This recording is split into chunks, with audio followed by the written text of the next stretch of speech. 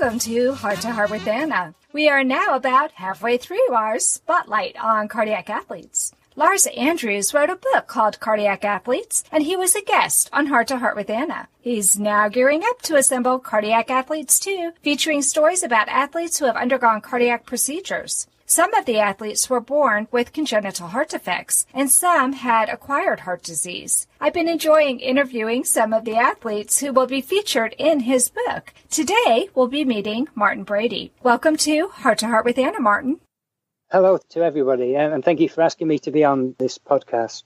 Well, I'm very excited. Today, we are talking to Martin in the United Kingdom. So I'm really curious about your cardiac condition. Can you tell us about it, Martin? I was born with bicuspid-aortic-valve, but I didn't actually find out about it till I was about 24, 25. I used to do cross-country at school. I was reasonably good at it. I used to get in the school team. Mm-hmm. But when I left school, I had a few years off, and then I started running again. I found where the type of running I really enjoyed. But it was only later on, when I was training very hard, when I was about 24, I started getting chest pains, and it's then that they actually found out what the problem was. And it took them 6 months to find out that I had a bicuspid aortic valve, because initially they thought it was asthma or some other issues.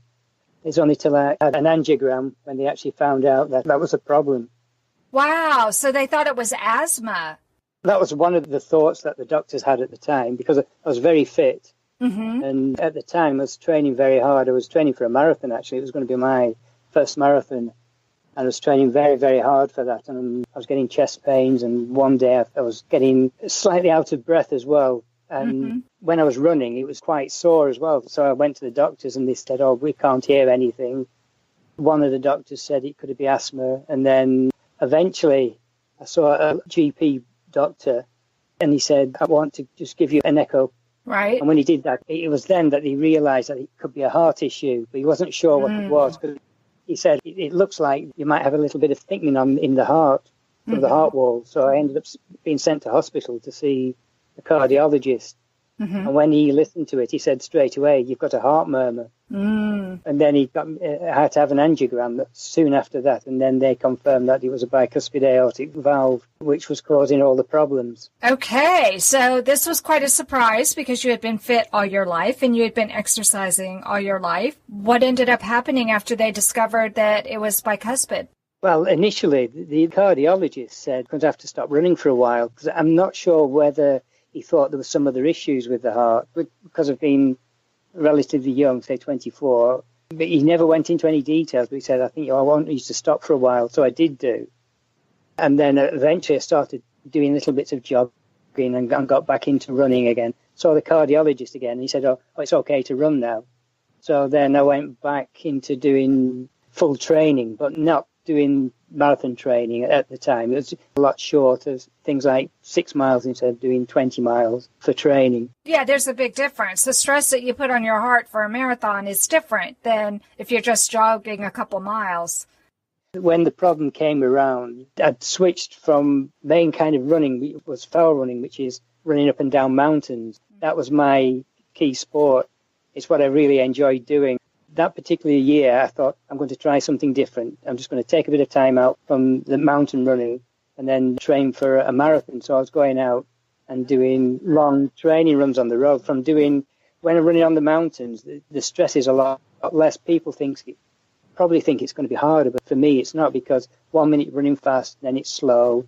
You're either going up or down, and the muscles you use are being used in a different way. So they keep changing. With marathon running, it was all constant pace, constant speed, as hard as you can. And I think that's what kind of highlighted the problem. Okay. So you changed the type of exercise you were doing and your heart was able to tolerate that. Well, it seems that way, because after that, I never really had those kind of chest pains again, because I never really pushed myself to those extremes, because I was really training at like 6 minutes a mile pace. And I'd say I'm only a small person. I'm only just over 5 foot tall, and I was quite thin as well, so I didn't weigh all that much. But I used to push myself. I never used to go for a training run and have a nice easy jog. Everything had to be timed. I think that was my downfall. It was like a race. Everything was racing. Yeah, so you had to go all out every time. Yeah, exactly, yeah.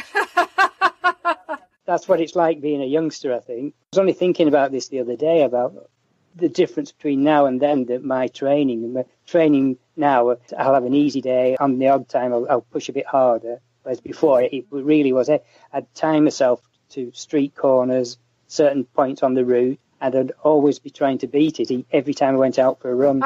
There was never any let up. But I think that's why I ended up in this position.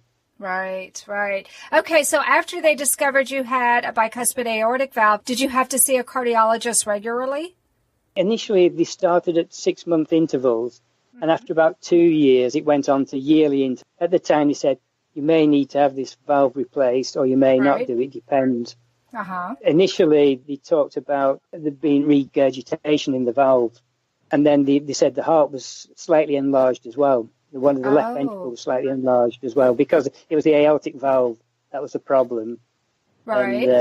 And obviously the left ventricle is trying to work harder, so it builds up and builds up in terms of it's a muscle, so it builds, it gets bigger.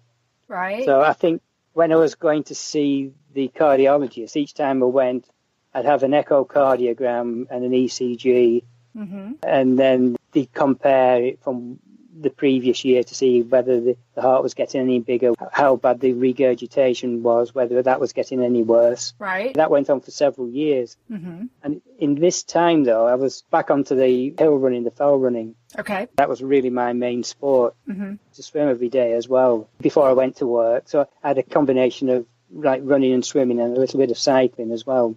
My main sport was definitely running. Okay. The mountain running was my hobby. It was what I enjoyed. I gradually moved from doing the shorter distances to longer distances, like 20 miles plus. Especially in the summertime, I'd be doing long fell races, so I'd be out running for 4 or 5 hours. Oh, wow. Over the mountain. Yeah. Okay. So they were worried about your heart becoming too enlarged because of the regurgitation, and they told you to stop. How long was it that you stopped before you started back up again? It's only a matter of 3 or 4 months, maybe. It wasn't a long period of time. Oh, okay. A few weeks ago, I was looking through my training records, and it just showed that I was still going out, but I was only jogging very short distances and really swimming. So not really running, not pushing myself to any limits. But there came a point when they just said, you'd be okay to run. From that point, what I'd try and do was, between the visits to the cardiologist, say if it was every year, as soon as I'd been to see them and they said it's okay to carry on, I'd forget about it. I'd put it in the back of my mind and try and just run as normally as I used to do. And then when it came round to the time to see the cardiologist, it's only then I'd really think a lot about it. This was initially in the first few years. Right. But it was from being diagnosed to actually being taken, it was probably 23, 24 years. Oh, wow. So I'd managed to keep running over that period of time. That's amazing. That's wonderful to know that you were able to manage it that long and to stave off surgery. But the feeling I'm getting is that you're going to be telling me here soon that you did have to have your valve replaced. Well, unfortunately, that is the case, yes. But I must admit, I was hoping that this wouldn't happen. Something did happen, probably in 2003 or 4. I went for one of my yearly checkups and had the echocardiogram. Normally, we don't get the results straight away. I thought they'd just say, if there's any changes, we'll get in contact with you. So I went away thinking everything was normal. Right. At the time, I was actually planning on doing a very long run in the Lake District in the UK. It was going to be a 24-hour run. Oh, wow. It was called the Bob Graham Round. It's 42 mountains that you have to do in 24 hours. And I thought, I'll go for this. So I was actually out training for that. I was running for probably about 5 or 6 hours. So steady pace, up and down a few mountains. When I came home, I had a letter come through the letterbox, and it was from the hospital. It was Wythenshawe Hospital in Manchester. And they said the results are significantly different from the previous year. And so I had to go back and see them. When I went to see the cardiologist again, they decided to leave it alone, but put me back on checkups every 6 months. Okay. Which was a relief to me. But thinking back on it, that was probably the time to say action should have been taken, because things were getting worse. So did you feel worse? No, to be honest, I didn't, no. But the way I felt was that I'd rather keep going as I was. I didn't like the prospect of having surgery, to be quite honest. Well, of course. I can't imagine anyone who would. No, my thoughts were that to try and keep it as long as possible. Sure. Thinking back, it probably wasn't the best idea because I probably went a little bit too long before it should have been done. But each time I'd go and see the cardiologist, I'd say to myself, I just hope I can get through it this time, just 6 more months, and then I'll have it done then. My life was split up into 6-month chunks of seeing the cardiologist. And then it was like having a pass then for 6 months so I could go out running again and then and go and see them again. It was a funny state of affairs. That's how I kept the motivation going. Mm-hmm. Mm-hmm. And you did that for years. That's quite remarkable. You didn't let it slow you down. Once you got the go-ahead, you just went all out again for another 6 months until you went back. That's it. Oh, my goodness. The most common themes that I hear is why. She always needed a lot of attention. She had strokes. Even though it's a natural inclination to withdraw from the CHD community, I think being a part of it helped me be part of the solution.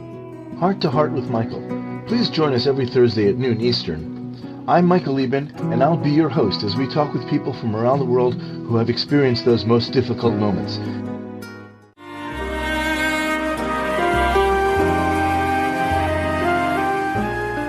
Home Tonight Forever by the Baby Blue Sound Collective.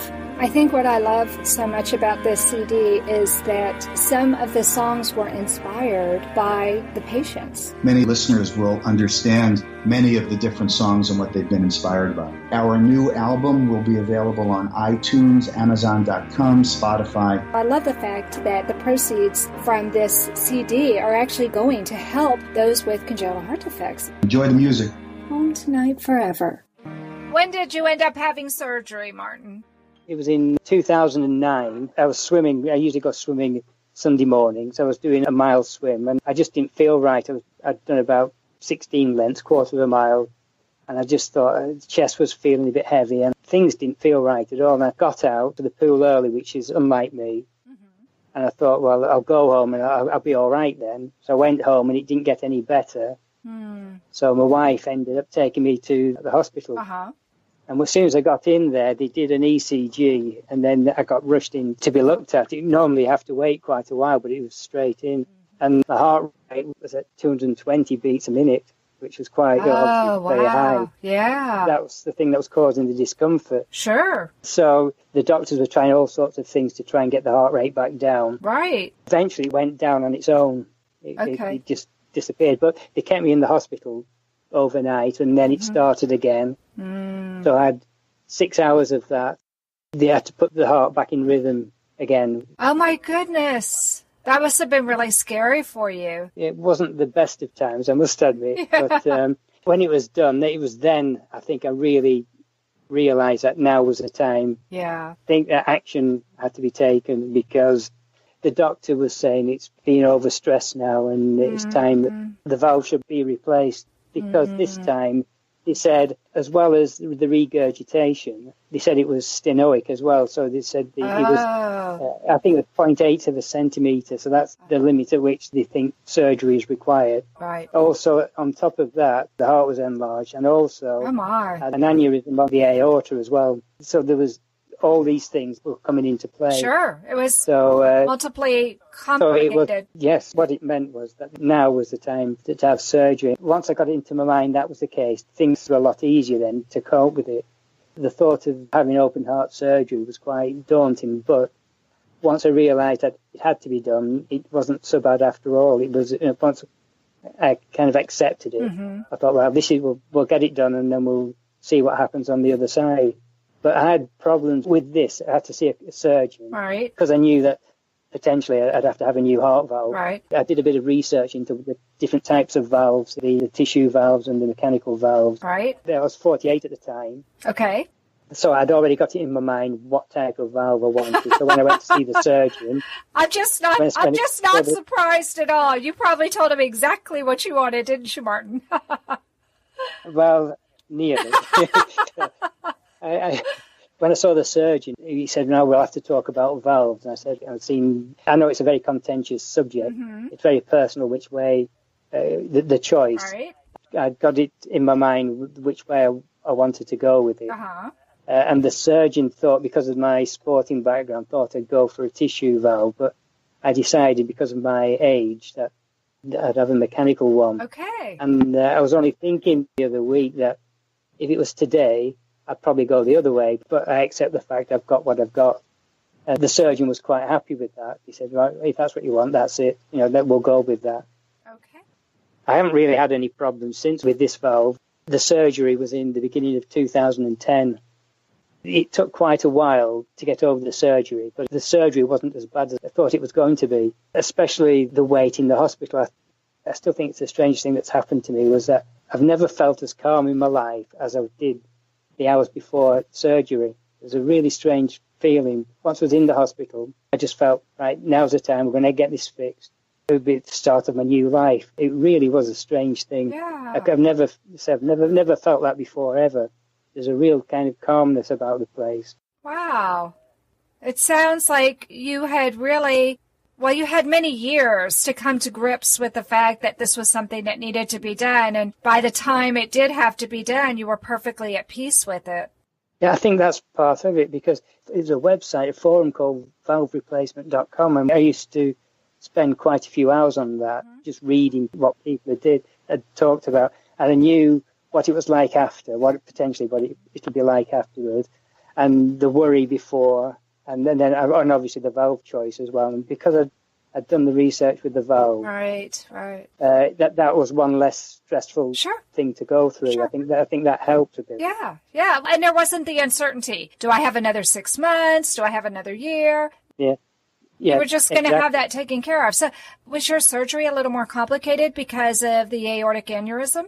Yeah, I think I was in surgery I think the wife said it was about 7 hours. Yeah, that's a big surgery. But it said it was quite a long time. Mm-hmm. But I was on the heart-lung machine. The surgeon said it was 36 minutes.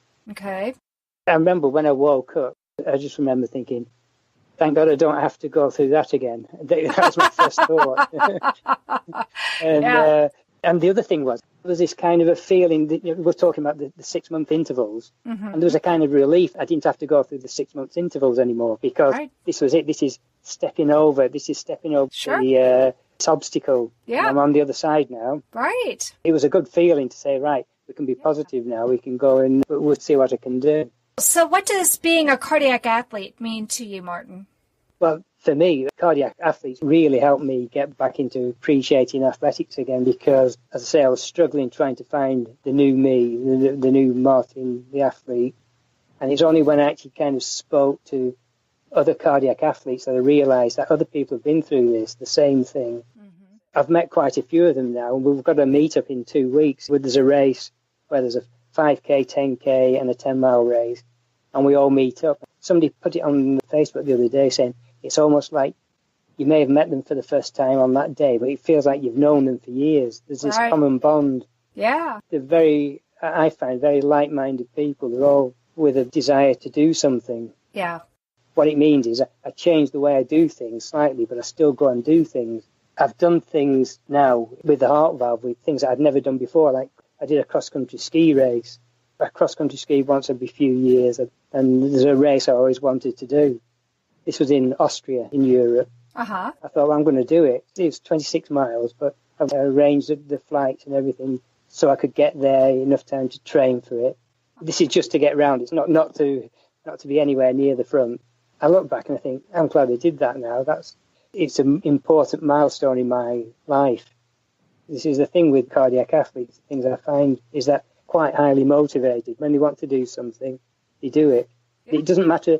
Speed doesn't come into it. It's not who's the quickest. It's being there, doing it, and being part of a common team. We're all in this thing together. We're all cardiac athletes. We've all got different types of heart problems, but we've all kind of overcome them in our own little ways, and we all help each other. I love it. That's what cardiac athlete is to me. I love it. I love it. And that's a common sentiment that I'm hearing from the other cardiac athletes. I love all the support you give one another and how it's not about being first. It's about being the best you that you can be. Yeah, exactly. That really is what it's about. Mm-hmm. Yeah. Well, I have so enjoyed talking with you, Martin. This has been awesome. Are you going to be writing for Lars's new book?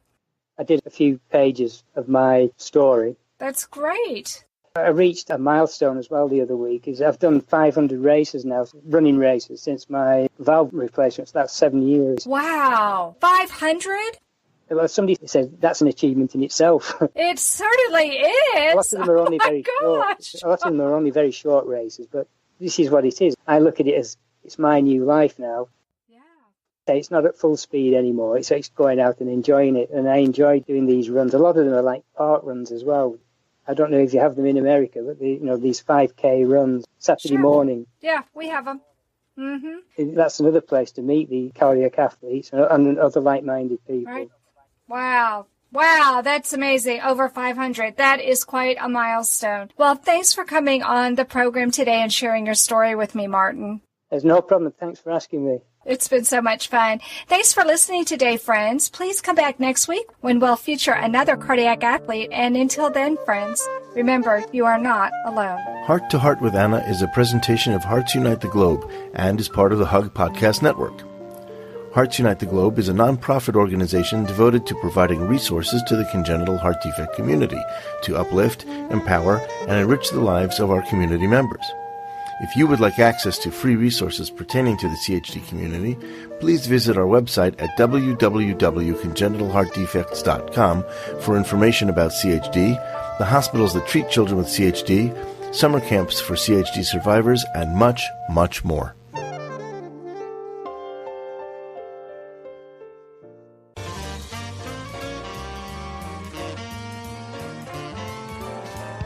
Thank you again for joining us this week. We hope you have been inspired and empowered to become an advocate for the congenital heart defect community. Heart to Heart with Anna, with your host Anna Jaworski, can be heard every Tuesday at 12 noon Eastern Time.